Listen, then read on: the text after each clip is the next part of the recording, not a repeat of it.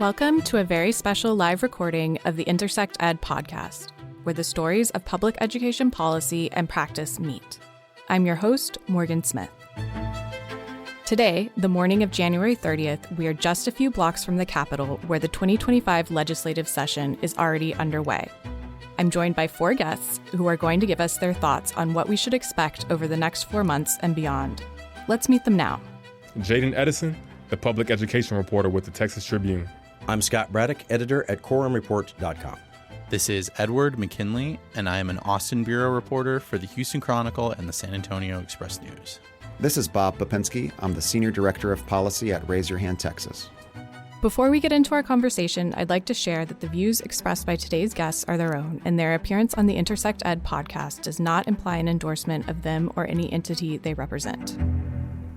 So we're a few weeks into the legislative session as we sit here a block away from the Capitol, and we're going to spend most of our time up here talking about the reason we're all here, which is education policy. But starting out, I was hoping that, Ed, maybe you could give us an overview of what has happened so far, kind of big picture look. Yeah, I think the big story so far is definitely the election of the speaker over in the House. The Senate moved its version of a voucher bill already this session. I think everyone's kind of expecting that to move really quickly. But the House, in my mind, is kind of where the action is because it's the bigger hurdle to clear. So the election of Dustin Burrows as speaker, I think, really spoke a lot to where the chamber is. And, there's a lot of outside forces that are kind of pushing and pulling at the House to try to mold it into a different shape, and it felt like a little bit of a statement of stubbornness from the powers that be that are still there, that, hey, we're going to keep on keeping on the way we have been. Yeah. Well, and Scott, I wanted to turn to you on this because, this isn't your first rodeo. You've been observing these political players for a long time. Of course, we have Lieutenant Governor Dan Patrick and Abbott are familiar figures. We have a new speaker. The fate of a lot of legislation gets tied up in how well those three get along. What are you expecting for this session? I'm going to tell you something. It's a story that's not about me, but it'll sound that way at first, okay? So the lieutenant governor, who I call the little governor, that's loving, by the way, he has called me the biggest liar in Texas media, and I was the first journalist he banned from the floor of the Texas Senate. He banned all the journalists after that, so I was just the trendsetter. But I'm telling you that to tell you this, that 2 days before the speaker vote was going to happen, the lieutenant governor's office had reached out to me, of all people, almost begging that I would publish some information in the quorum report that the lieutenant governor thought would be damaging to Dustin Burrows. He was really on the warpath, and he was publicly doing it. He was tweeting out all the time, right, Ed, that the other candidate in the race, David Cook, was the correct choice because he had been endorsed by the Republican caucus. They kind of got a lot of the Republican House members, wrapped around an axle about that. But he was so all in against Burrows that sets the tone in many ways for how the session will go. These guys will be at loggerheads. Right now, I was told that, and this tracks with some of the public comments in the meantime from the lieutenant governor, I was told that they did have a meeting, the two of them, this week that was said to be cordial and potentially productive. We'll see how well these guys work together after Patrick so aggressively campaigned against his, Burrows' predecessor, Dade Phelan, and then against Burrows now that he's in the speaker's office. I can already see on some other issues where they're going to, not agree. That's clear from the base budgets that they laid out, and we can get into some of that if you want. Yeah, and just to add on to that a little bit, the other part of the equation there is Governor Abbott, who is, I think, a bit of a mystery. Yeah. In 2023, the House was working for a really long time to hash out a version of a voucher bill that could clear that chamber. And right when Chairman Buckley at the end of that session said, hey, I've got a bill, I think this is the shape of it, I think this is what it's going to look like, the governor was like, well, that's not going to work for me. And it kind of torpedoed the whole thing, and it led to the specials. So a lot of this is going to depend on what the governor wants out of an education package with a bunch of different reforms or out of a voucher bill, but we haven't heard from him yet. And even when he endorsed in the race for speaker, when he kind of quasi-endorsed Cook, he didn't actually use his name. And I don't think you have to be a political expert to know that if a politician endorses another politician without using their name, it's not exactly the strongest endorsement. Yeah. So I think a lot of people are waiting to see what he says at the State of the State, what the tone looks like, and I think that's going to have a huge impact in how this plays out. Yeah, just to add one thing to that, to my knowledge, the governor has yet to say Burrow's name as Speaker, that he hasn't congratulated him for winning the race for Speaker and hasn't said anything like he's looking forward to working with him. And to the point that Ed was making about the two chambers working together, the thing that they first got at loggerheads about 2 years ago was property tax reform, and in the base budgets that were laid out by the House and Senate this past week, they don't agree about that. The lieutenant governor wants to go to $140,000 on the homestead exemption, which costs a lot of money, and the House wants to keep it at $100,000. And again, the governor didn't, I'll just say he didn't lead on that issue as far as the details in the last legislative session. And it wasn't until we got into special sessions last time around that the governor then said that he wanted the legislature to pass the idea that was first pushed by somebody who lost the governor's race, Don Huffines, which is to try to use all of our budget surplus to buy down property taxes to do tax compression. And you might have noticed that didn't happen. So so they've got a lot of work to do on those issues as well. I think the one thing that they do agree on it is they want more property tax relief, and they both have about $3 billion in their base budget. But the big number, the big takeaway from what we've seen in these proposed budgets is $51 billion in tax relief since 2019. That is a huge amount. Texas ranks 46 in the nation, or $4,400 below the national average. To get us back up to the national average, we would need about $42 billion or so. So $51 billion.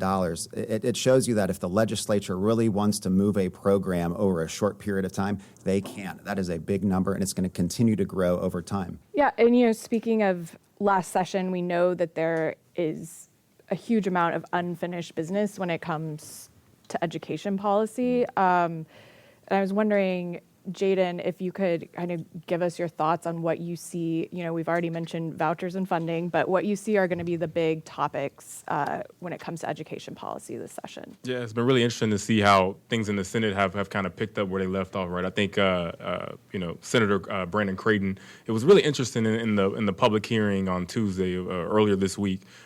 He was very adamant about making clear that, hey, the ball's basically in the House's court, right? And so that's basically what I think is really interesting. Obviously, the State of the State will be interesting on Sunday if Governor Abbott declares, vouchers an emergency item, because, we've heard Lieutenant Governor Patrick say this week that, they'll pass it as soon as next week. And so that'll be interesting. But aside from that, one thing I found notable just yesterday, I think Lieutenant Governor Patrick released his kind of, top 20 or so priorities and whatnot.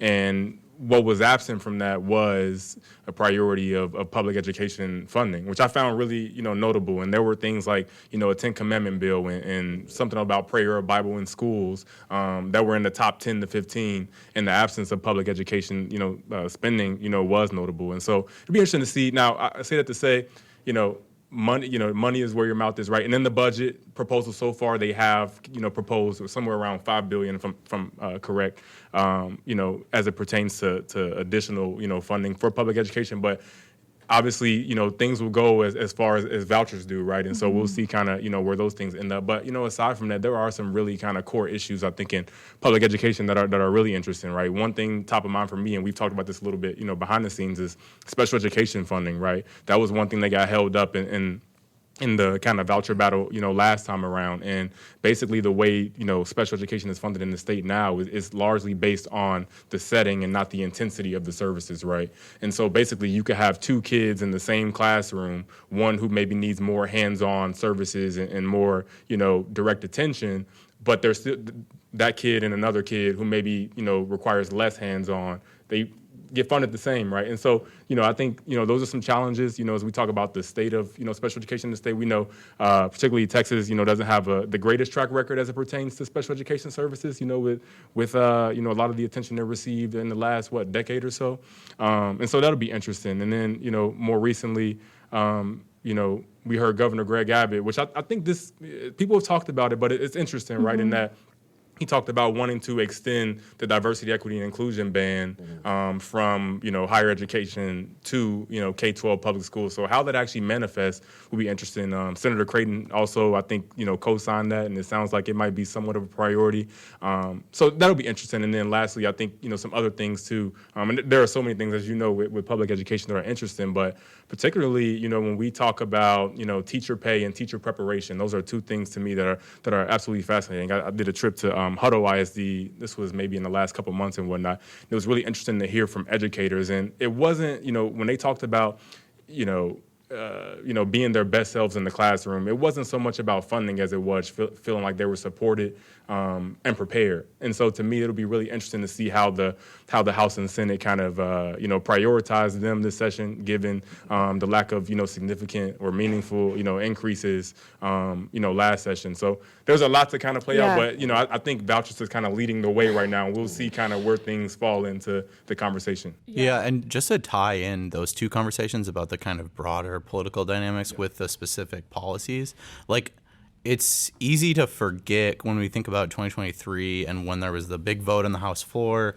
that led to all these people getting primaried. That vote wasn't actually an up-down vote on whether vouchers were going to pass the House. It was about whether vouchers were going to be considered in the same bill as all of the other education reforms. So based on what I've been hearing from conversations with staff and lawmakers and stuff this year, everyone seems to have an appetite to handle them separately in separate bills this year. But I think the question remains, how much practically are they separate in terms of the political dynamics and the negotiations that are taking place? So, like, is there a world where a voucher bill doesn't pass but schools still get extra funds, where there are still special ed funding reforms, where there are still all these other policies that move forward? I don't know. That's gonna depend on a lot of things. I'm gonna be curious to see if both of those things are emergency items in state of the state, or if just one of them is. Because I mean, a lot of those policies, if you just had an up-down vote on it, on the special ed reforms, for instance, like that was a bipartisan commission that recommended all these changes. I think every lawmaker is hearing from their districts, hey, the pace of special ed evaluations is really, really high. We don't get funding for those expenses. Like, this is a huge drag on our budgets at the moment. Yeah. I think that would probably pass pretty overwhelmingly if they just put it up, but is it going to get the opportunity to do that? I would say the politics are really interesting in this scenario, right? Because can you actually go another session without public education spending being a priority, politically speaking, when you're talking from the standpoint of Governor Abbott and Lieutenant Governor Patrick, right? It was notable, I think this was sometime in the last month or so, where Lieutenant Governor Patrick was talking to a ton of kind of rural educators and whatnot, and basically saying, hey, I'm your friend. We passed this in the Senate. I was there. They didn't quite buy that, but yeah. Again, that to me was notable, right? Because that's a recognition that, hey, like, what didn't happen in 2023, was important to a lot of people and had a significant impact. I think it's important to remember where this idea came from, that the two things needed to be linked together, vouchers and school funding. Remember, in the middle of the regular session in 2023, it was almost like a Hail Mary by the Senate at the end of the regular session to put them all in the same bill. Remember, it was House Bill 100, all that stuff's up here somewhere. And in that bill, previous to that, it had just been the public ed, spending and funding bill. And suddenly the vouchers are in there. Of course, Ken King lit that on fire on the floor of the House. It's not going to work. But I thought it was especially telling about the thoughts of Lieutenant Governor Patrick and the governor at that point, where Patrick, I think, realized at that moment when it didn't work that that's a bad idea. Right, politically, that's not going to work. And so for the rest of the legislative sessions, all the special sessions, the Senate then kept them separate, and it was the House that put them together. And even though it was a Hail Mary and a mistake by the Senate, Governor Abbott embraced it as his legislative strategy going forward to put them in the same bill. And it just didn't work out. And I do think that it's important for those folks who work in public education and advocates for public education to understand that they don't need to keep fighting that same fight and getting sort of baited into arguing about, whether the public education lobby somehow killed $6 billion for public ed. One of the defeated Republicans in his primary told me, it was probably 6-7 months ago, he said, Scott, they got to stop arguing about that bill. That was never going to be the law. That bill, to your point, that was a farce. The Senate was never going to pass anything like that. And it was Lieutenant Governor Patrick who told CBS Texas in Dallas-Fort Worth, after all of that fell apart, he did an interview where he was asked, would it have been okay in your mind to pass the raises for teachers and the extra money for schools, would it be okay to do that without the vouchers? And he said, yes, absolutely. And so the entire education community needs to hold him to that. And I think there's one other thing is there's real recognition by Chairman Creighton and some other very conservative Republicans that they can't go another 2 years. To your point, they can't go another 2 years without funding public ed. Think about this. Tom Oliverson, who ran for speaker on a platform, didn't work out, but he ran for speaker on a platform of eliminating power sharing with Democrats. Same guy put his name, his signature, on a letter with Democrats in the Houston area to try to get more public ed funding for the Cy-Fair School District. So even among those folks, there's real recognition. They can't keep doing this because they're going to look at a bunch of unemployment in their districts and schools closing and things like that, and they can't have it. I want to pause there and really look at that issue of school funding. And Bob, I thought maybe you could give us what are the numbers right now that lawmakers have to work with? What are school districts faced with? And what can we hope for in the upcoming session? Coming into this school year, a vast majority of school districts have had to adopt deficit budgets, right? They are struggling to kind of give teachers pay increases, to keep programs, to even keep campuses open. So if you kind of look back to even what the Legislative Budget Board has in their fiscal size up, since 2019, there's been about 20% inflation. So that amounts to about $9.8 billion a year less purchasing power than school districts had just 5 years ago. So in Texas, we have a biennial budget, so you have to kind of multiply that by 2. So we're about $20 billion short of where we need to be for just school districts to be even. And so when you look at that and you see what the House proposed and what the Senate proposed, we're well short of that $20 billion. What the House has in their budget proposal, and it's the initial proposal is $4.8 billion right now, but that's a 2-year number, right? So you have to divide by 2. And so we have a long way to go to kind of just even keep up with inflation. Now, we don't know what the funding formulas are going to be or how that's going to flow on the House side. We hope it's going to be a basic allotment increase, right? The building block for how we fund our public schools.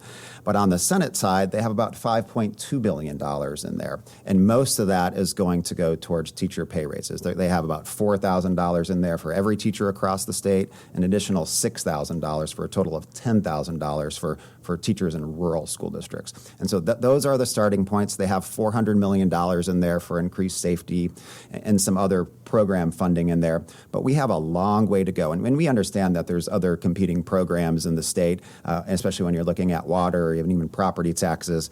But there is a $24 billion beginning balance and an additional $28 billion in the rainy day fund that we have now capped out. So the funding is available. And as a lot of people like to say, a budget is a moral document, right? Where are we going to put public education in our budget, right? Are we going to make it a priority? And in what order is it going to be in this legislative session? To that point, the Texas Senate, led by Patrick, wants to spend more money on film incentives than school safety. So you can see what their priorities are so far. And similar, like along that line, it's not just like the total dollar amount, but it seems like over the last 10 years or so, and I'd be curious what you think about this, Bob, but it seems like there's much more of an appetite to provide funds for specific programs. Like it's a much easier sell to a lot of Republican members of the House and Senate to boost the teacher incentive allotment, which is this merit-based pay program for teachers. And it's kind of in line with this idea of like, quote unquote, running the government like a business, which I think is like something that is a value that's held by TEA and is informed by business practices. But it's kind of fascinating because like it's led to Democrats becoming the party of, local control, local government, just let them do it. And it's like this reversal of historical roles. There's only a handful of ways school districts can generate more revenue, right? You can increase your enrollment or your attendance. You can go after a tax rate increase if you have that capacity left. Or you can opt into some of these Texas Education Agency programs, right? It's the teacher incentive allotment. It's the extended year program. It's now the high quality instructional materials that the SBOE passed this last summer. And so those are really the only ways you can kind of opt into additional revenue, which means your flexible kind of spending is not there anymore for kind of community-based programs and teacher increases and staff increases. Remember, we have 380,000 teachers in this state, and only a fraction of them are in the teacher incentive allotment program.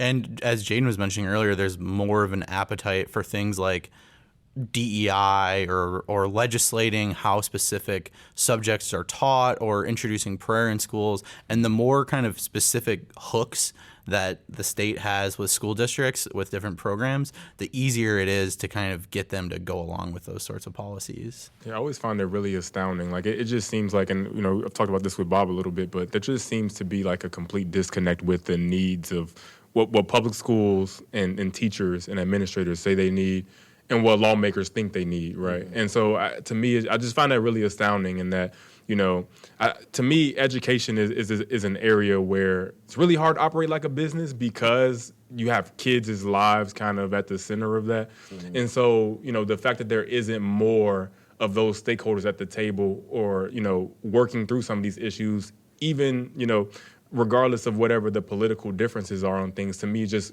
kind of, like I said, it's pretty much astounding to me that, we continue to, we're in hearings and we hear lawmakers talk about how, public schools have received, the most funding that they ever have. Mm-hmm. And then you go to a school district and, you see they're considering, 8 closures, like what happened I think in El Paso earlier this year. And so, I think there just seems to be a complete disconnect with kind of what the needs are for public schools here in Texas. Well, and the disconnect is that it's in the DNA of the state. Our culture is that, and this is my redneck version of the Texas Constitution, it basically says it doesn't matter who your daddy is, everybody gets an equal education, right? It doesn't matter if you grow up in Highland Park, one of the richest parts of the state, or in East El Paso County, where in parts of it they don't have running water. All those kids are supposed to get a public equitable education.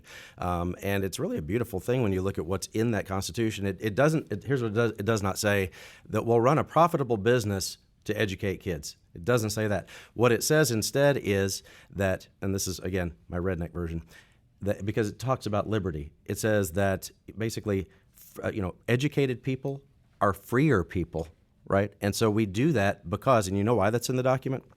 It's in the foundational document of the state, in our Constitution, because when this was Mexico, the Mexican kids got a free public education and the white kids didn't. They literally picked up guns over this and fought about it, right? This was part of the Texas Revolution, was to have a free system of public education in the state. And this is why it has been to the consternation of so many of these groups that have pushed for privatization of schools all over the place. It makes them nuts that Texas is the biggest Republican state to not have a program like this, but they weren't fighting that culture in those other states when they set those programs up. Those voucher programs, you mean? That's right. Yeah. Yeah, well, speaking of vouchers, we have a voucher bill in the Senate. Rock and roll. Yeah. Can we go over just what is in that current bill and what you guys expect to happen to it? So basically the parameters, and again, I think Senator Creighton was, again, very clear that, hey, we passed this bill 4 times in 2023. He probably said it, I wouldn't keep him count, but he definitely reiterated that several times.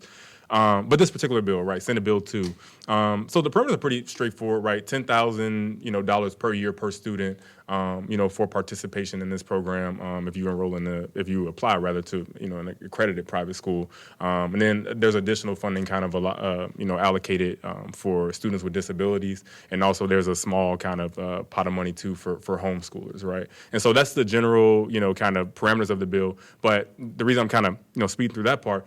The part that's really interesting is, and there's been a lot of debate about this week, is the kind of prioritization system if demand for that program exceeds the funding available, right? The way it's currently set up is that bill would determine, basically it would define a low household income as the income would be 500% of the federal poverty level or below. And so I did the math. Really interesting. A household of 2, for example, would be somewhere north of $105,000 would be considered a low-income household. And to me, that was pretty notable just in light of when you think about kind of how the Texas Education Agency or even the federal government determines, quote-unquote, economically disadvantaged students, those who are eligible for free or reduced lunch. That's somewhere around, 130 to 185% of the poverty level, significantly below that. And so basically in that prioritization system, you would see really low-income kids and families competing, with those who may not be, or maybe who are more, well off, right? And so I say that to say is that's going to be really interesting to watch, right? I don't want to, I think a lot of people maybe fatigue with kind of, the voucher debates and discussion. But, I've heard, public schools kind of shift from this space of like, okay, we know the politics of the moment right now, and we understand that perhaps this is, inevitable that this is going to happen. And so how do you get the best version of the bill, passed? If that is the stance that folks are taking, I'll be really interested to see kind of how they, how the House and the Senate kind of work out, some of the, because, I wonder how the rural Republicans are going to, how are they going to look at, the kind of income threshold, understanding that, their communities and the importance of, making sure that, everybody's adequately served through such a program if they actually support it. And so that's one of the things I'm looking at. But the bill itself is interesting, but obviously the details in the House is going to be, the Senate can do everything. They can pass the bill as soon as next week if it's declared an emergency item. But the House is obviously going to be because that's where it's hit a brick wall in recent years. And so, yeah, we'll see where it goes. I think people have their eyes on how similar universal voucher programs have played out in other states. And, there's a sense of like, how do we avoid some of the issues that have arisen with that? For instance, in a lot of other states, there's been huge majorities of the people in the first years of the program that are using it that are existing private school students. I think if you talk with some of the people who are advocating for vouchers, they'll say that's not a feature, that's a bug, that's to help them kind of subsidize it. They deserve access to it like everyone else. But it is, sort of incompatible with the rhetoric about why this is necessary to get kids out of failing public schools. So, the specifics, like the hyper specifics of how the bill is actually written are going to be really important for determining how that's going to play out.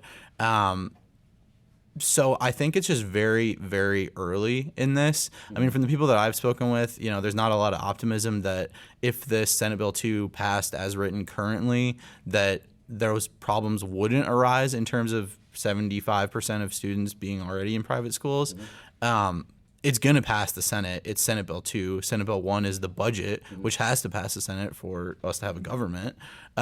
So I think the hyper-specifics, and there's a very interesting kind of tightrope walk happening in the House, I think. And this is the thing that, frankly, if you talk with a lot of school groups, and I'm sure people listening to this and people in this room are working for a lot of those groups, like the sense that I've gotten is a bit of a malaise, a bit of a, this is going to happen. Like, I don't know what there is to be done about it. Talking with people within the building, like, it is difficult to get 76, like it's easy to get 76 votes in theory. It's hard to get 76 votes for words on a page that have specific effects that are gonna hit millions of Texas kids. So like there's a balance of people, even people who may have voted for the bill, the procedural motion in 2023 that kind of set all this up, that want to see more accountability. They want to see public information laws. They want to see testing requirements. They want to see this. They want to see that. And it remains to be seen whether that's going to be something that Abbott wants in a bill or that the groups that are pushing the voucher program in the first place are comfortable with. I think it's such an important point. People will say the devil is in the details. I would say it this way, that you can't count the votes on such a significant piece of legislation without knowing what it looks like. You've had, over the last year or so, the governor framing up the discussion as in he's got enough votes. That's all you hear. And that turns into journalists and others just asking the question, well, are there enough votes? And then I see people who are well-respected. They might be, political analysts who've been at this a long time, but they never leave their office in Houston, and they will, not to name it, but their commentary will be along the lines of, oh, yeah, vouchers, that's going to happen. You just need to work out the details. But the details like which kids are eligible and how much money we're going to spend on it, you're kind of writing the whole bill. And so when it does go to the House, we start to see proposals there. They're not, to your point, they're not going to rubber stamp what the Senate is doing. And the Senate really is. The senators have really relegated themselves to almost irrelevant on everything. It is what the lieutenant governor wants. It's Senate Bill 2.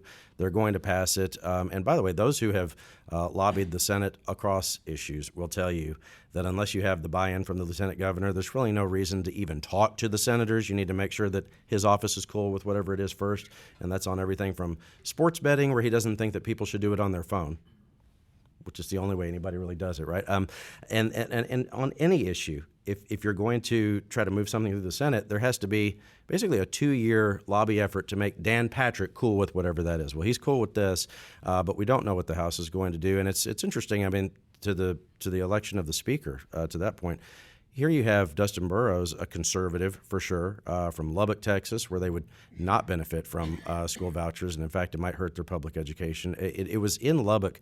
It's interesting that Lubbock, as far as just a region of the state, really punches above their weight for influence of the 31 million people who live here. They've got a speaker from there now, and so many of these debates within the Republican Party play out in West Texas.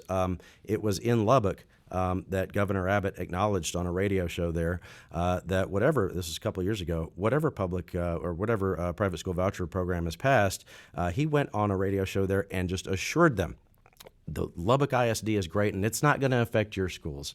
And then he said that, guess what? We're not going to be able to tell people who run private education that they have to take any of these kids. So he's basically making the case there that we're going to set up this program, but we can't guarantee that anybody would actually be able to use it like in large numbers. And he went out of his way to say, and Dan Patrick said the same thing in Lubbock, that this is where he first floated the idea that rural Texas would be exempt from a voucher program. That was a couple of years ago. They understand that the fundamentals of the politics aren't really that different, and the Scorched Earth campaign that Abbott went on last year certainly changes the numbers as far as where that vote is going to land. But when you start talking to some of the very conservative freshman members who were just elected, start talking to them about the details. One of them, for example, I'll leave out his name, but you can see me afterward. A very conservative legislator just elected. He was starting to look at some of the voucher proposals, and he said, wait a minute, they would give the voucher to a kid who's already in private school? He didn't know that. And all of a sudden, he's thinking, well, maybe I'm not for that. So they would really want to see, the details fleshed out a lot more. That's such an interesting thing to me is because Texas is not reinventing the wheel with its voucher proposal, right? Like, these programs have been around for decades, right? I mean, dating back to the modern kind of way we think about vouchers, dating back to the early 90s in Milwaukee, right, which really was targeted toward low-income students. But there's decades of data, and more recently what we've seen with these universal programs are exactly those kind of traits of you have basically, a ton of kids who had already been enrolled in private school, who are the beneficiaries of those. I think the news outlet ProPublica, which is an investigative, newsroom, they've done some great work looking at. I think it was in Ohio specifically. I looked at, for private schools, they're not located closely to the poorest zip codes in that particular state, and so you're talking about, having to get a kid from A to B from a transportation standpoint. Those are things that cost money, right? And so when you dig into the details, like I know Texas and maybe, and this was a theme at, the public hearing, over Senate Bill 2 was, we weren't first, but now we can learn from other people's mistakes and lead the way. But I struggle as someone who's, who tries to really read the history and understand, some of these other programs, just how different Texas can be, given that the parameters are largely similar to what we see in other states. It's not going to be much different, right? And the fiscal note dropped with SB2 during the Senate education hearing, and they keep calling this a $1 billion program. And that's true maybe for this biennium in the second year it starts. But if you look at what the out costs are by year 4, it's $4.6 billion. And that's a reasonable number. Why is it a reasonable number? Because we can look to Florida. Florida's universal program and other voucher programs has a 1-year cost of $3.9 billion, and 70% of the kids there were enrolled in a public school the year before, or a private school the year before. The funding is all going to private schools. That's true in Arizona, where the number is 80% of kids were enrolled in a private school the year before. So we know where this is going. The receipts are in from other states, and we hope that there's enough guardrails and that there's a cap on this budget process that it doesn't get out of control. I think one of the things to keep in mind as far as the mindset of the legislators is that we have, in a lot of ways, I've described them as sort of political trust fund babies, a lot of them who are in office now who didn't really have to earn it, and there's always been a surplus. There's always been a surplus for the entire time that they've been in office. There was always a surplus, for freshmen and sophomore members of the legislature, and even some who have been there longer than that. Don't remember the last time we had a budget cutting session. That was all the way back in 2011. And y'all remember the first thing they did was cut $5 billion from public education. These numbers sound familiar. $4 or $5 billion here or there can cause a real crisis, and now they're going to commit them to a $4 billion program going forward. We had a $32 billion or $33 billion surplus last time, $21 billion, something like that, or $24 billion this time around. But at some point, we're not going to have surpluses anymore. There will come a day when Texas isn't rich. And the guys who have been around for a long time, they know that. But I do think this is important to keep in mind. For the legislators who are currently serving, I think for the House and Senate, there are only about 30 or so who were there for that during the last budget cutting session. All of these folks have operated in an environment when it comes to property taxes and the way that they've been, quote unquote, reforming that, based on the numbers you were talking about before. They've always operated in an environment where there's plenty of money. If anybody up at the building tells you they don't have money for whatever it is, they lying. It's not true. But there will come a day, 2 years from now, 4 years from now, I can't imagine that rounding up all these immigrants and imposing tariffs on our big trading partners, that might cause economic problems for Texas. So 2 and 4 years from now, we might be facing something very different. And in the meantime, could be committed to this program. And look, and to be fair to those kids who would then be enrolled in it, you can't just pull it back. Right, you've got to. You're committed to it at that point. So all that would be in perpetuity, and so will those property tax quote unquote investments or buy downs and compression. And if the lieutenant governor gets his way, and I do think this is a legacy project on his part. One of the things that makes me think he's getting ready to retire. Scott, I'm going to stop you right there. Well, $140,000 homestead exemption is definitely a legacy project for him and his point man in the Senate on taxes, Paul Bettencourt. And that also is an ongoing cost moving forward because that has to be done through constitutional amendment. So unless they can get people to vote later to raise their taxes, which I don't think they're going to do, the state's going to be on the hook for that as well. I mean, I could sit up here and talk with you guys all day on this stuff, but we are kind of approaching the end of our time. And I did just want to we have so much going on at our state capitol, but there is also a new administration in Washington. So I wanted to kind of wrap up by just hearing your thoughts on how, some of the Trump administration policies might affect what's going on at the Capitol and our Texas public schools. Yeah, and talking to some of the school districts, even prior to Inauguration Day, it was really interesting because I got the sense in talking to some of the districts, and these are districts located near the southern border. It was almost the sense of we've dealt with this before, and we're dealing with this now with our state officials, and so there didn't seem to be a ton of we're putting X, Y, and Z in place. It was more of we're going to rely on the practices that we've always kind of relied on, and that's, we have a good relationship with Border Patrol in our community. If someone were to approach us, we would reach out to legal, so on and so forth, right? Now, obviously, a lot has happened since Inauguration Day itself, right? With the erosion of the sensitive locations policy, which that was more of a memo that wasn't necessarily that didn't hold the teeth that a Plyler v. Doe, for example, which basically guarantees or promises that immigrant students have a right to a public education here in the country. But it was still maybe worrisome for some districts, and so it was interesting to kind of follow up with at least one superintendent who was like, yeah, we got guidance now from legal, and we're going to follow all the protocols that they've laid out for us. So it'll be interesting. One quick thing I want to note. When we talk about Plyler v. Doe, right, this long-standing Supreme Court precedent, I mean, Governor Greg Abbott has gone on the record in saying that he feels like the that the federal government, rather, should foot the bill for the public education of students from immigrant families, right? And we've seen bills, filed that would erode that basically attempt to align with kind of what the governor has stated. The reason why I bring that up, you have states like Oklahoma who are really pushing the limit right now, and I say that to say is you have a very friendly Supreme Court that is currently, in place, and so that to me is a really interesting area to watch, even as it relates to the school voucher legislation, because there was conversation in the hearing the other day about does this apply to students, who are undocumented?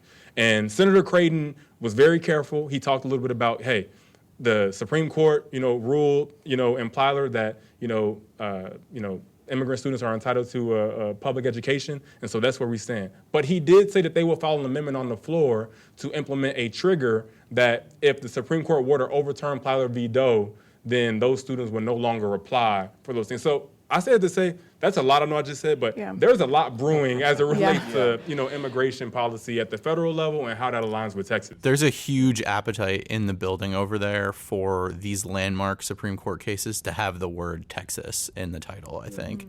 And on the question about the federal education policy, a couple of quick things. I mean, there was a lot of, this came up a lot in the conversations about Project 2025 and like what it would mean if the Department of Education were actually eliminated, which would require an act of Congress, and I think is very unlikely. A lot of what they do expenditure-wise is related to institutions of higher education, but for K-12, I think a big thing to watch is a 180-degree inverse of what we saw with the Biden administration and Obama before that, which is sort of using the tools of civil rights and investigative powers that the federal government has to kind of institute new requirements to behave a certain way in school or push certain values like no DEI, critical race theory, things like that. Some of the very same things that were being complained about, under the Biden administration. As a random example, I remember Ag Commissioner Sid Miller talking about school lunch funding being tied to LGBTQ policies at schools and how wrong he thought that was. Well, I think now we can probably expect to see completely the opposite, where it's like you might not be able to access these certain federal programs if you are engaging in these kinds of ideologies or policies. And then just one little interesting note in terms of a Texas tie, Penny Schwinn, who used to be a TA official, was named the Deputy U.S. Education Secretary. So there will be a person with intimate knowledge of the Texas education world and making some big decisions over there. Well, we're going to end it right there. I want to thank the four of y'all for being up here. This has been really great. Appreciate you. Thank you. Yep. Yeah, thanks so much. Thank you for listening. To stay informed on critical education issues this session, you can sign up online for Raise Your Hands Across the Lawn weekly newsletter at www.raiseyourhandtexas.org/get-involved. Today's sound engineer is Brian Diggs. Our executive producer is Anne Lasang-Teep. And our episode producers are Amelia Folks, Amanda Phillips, Jay Marino, Karen Wang, and Joel Godot.